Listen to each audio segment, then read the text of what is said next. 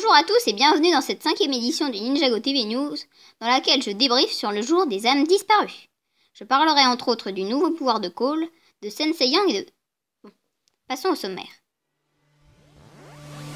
Le nouveau pouvoir de Cole, l'éclipse du Yin-Yang, le jour des âmes disparues. Beaucoup d'énigmes restaient sans réponse avant la sortie de cet épisode spécial sur France 3. Dans cette émission, place au débrief. Puis, dans la seconde partie de cette émission, je vous donnerai quelques infos rapides sur le film Ninjago que j'avais négligé lors de l'émission précédente. Donc, comme je le disais dans le sommaire, Day of the Departed, ou le jour des âmes disparues en français, est sorti sur les écrans des petits américains le 21 octobre sur Télétoon et le 29 sur Cartoon Network.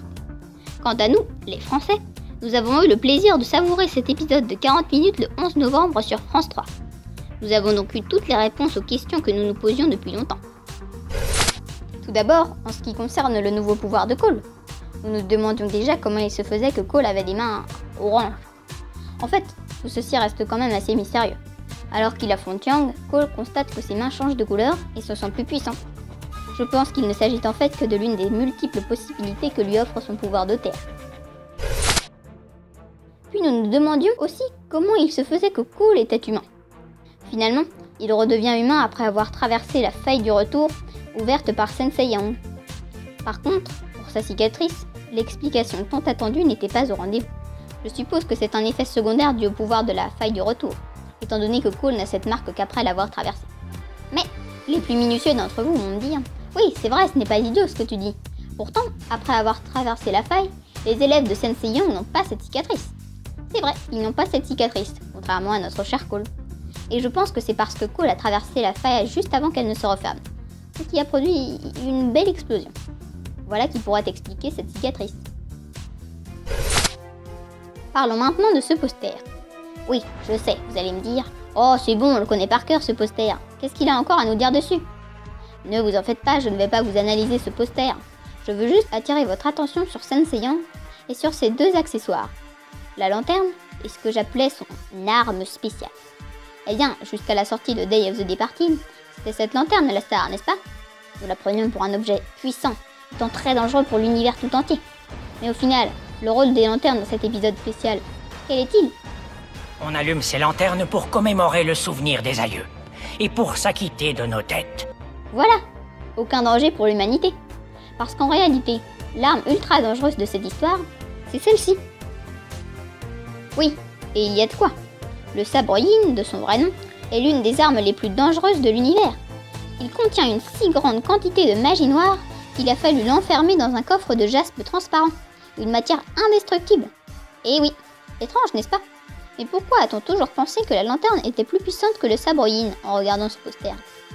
L'explication est très simple. Déjà, le sabre Yin ressemble beaucoup aux autres armes des disparus. Oui, c'est le nom des armes spéciales des autres méchants. Toutes ont un manche dont le bout est orné d'un diamant vert. Et puis, la lanterne est bien plus mise en avant que le sabre Yin. Voilà, je pense que j'ai fait le tour des questions n'ayant pas une réponse avant la sortie de l'épisode spécial Le jour des âmes disparues. Néanmoins, si vous vous posez une question à laquelle je n'ai pas répondu, vous pouvez toujours me la poser dans un commentaire, et j'essaierai d'y répondre le mieux possible. Parfait, abordons dès à présent la prochaine rubrique sur The Ninjago Movie, le film Ninjago dont je vous avais parlé lors de l'émission précédente. Je vous avais parlé entre autres du réalisateur de ce film, que je pensais être le même que celui de la grande aventure Lego. Eh bien, je m'étais totalement trompée à ce sujet. The Lego Movie a été réalisé par Phil Lord et Chris Miller, tandis que Ninjago Movie a été réalisé par Charlie Bean. Trêve de bavardage, je vous fais à présent découvrir le casting de ce film.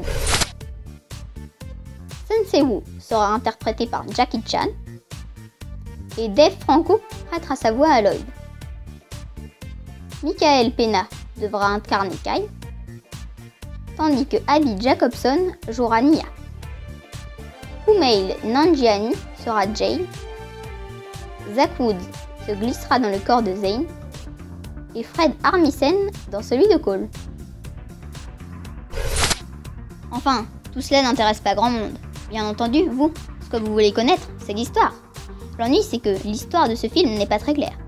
Selon le site Brickset.com, l'ennemi des ninjas dans ce film serait l'école. Eh oui, selon ce post, l'école sera même le pire ennemi des ninjas. Mais malheureusement, nous n'en savons pas davantage. Et l'extrait de ce film, que je vous avais dévoilé la dernière fois, nous nous en apprend rien de plus sur l'histoire. On y voit simplement vous combattre un poulet et détruire littéralement son monastère.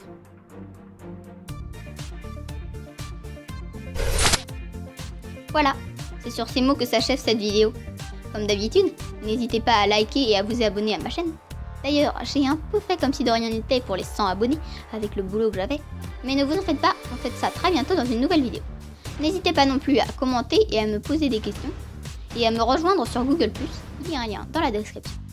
Pour la 6e édition de Ninjago TV News, je délaisserai enfin le jour des âmes disparues pour me consacrer à un tout nouveau sujet dont vous devez un peu vous douter.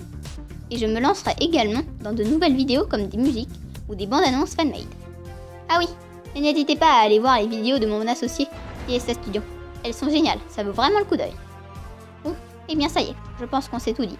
Alors je vous dis à bientôt, pour une prochaine vidéo.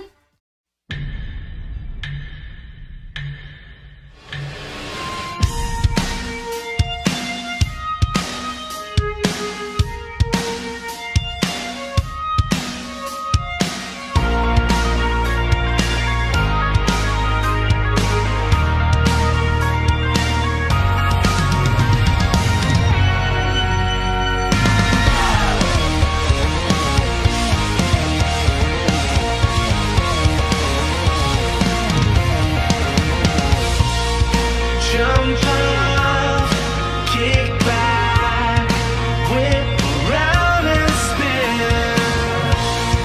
Jump up.